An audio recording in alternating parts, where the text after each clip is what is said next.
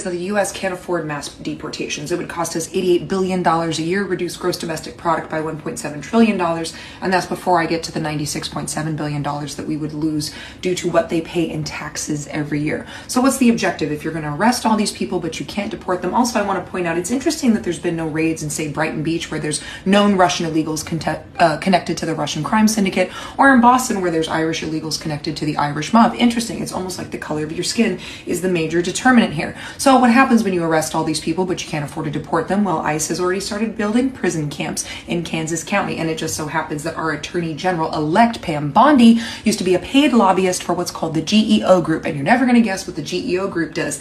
They run private prisons. The state of Mississippi introduced House Bill 1484, where an illegal immigrant arrested in the state of Mississippi would do life in prison without the possibility of parole. Now, why is that important? Because the 13th Amendment allows for slavery when someone has been convicted of a crime. Why does birthright citizenship matter here? If you're just arresting illegal immigrants and not legal people, well, birthright citizenship, if you're able to strip it, allows you to deprive anyone of life, liberty, and due process to take their property. So you can decide, anybody can just lose their citizenship and become stateless. You can then put them in prison. You can confiscate their wealth, confiscate their property. It's exactly what a certain German group did in the 1930s.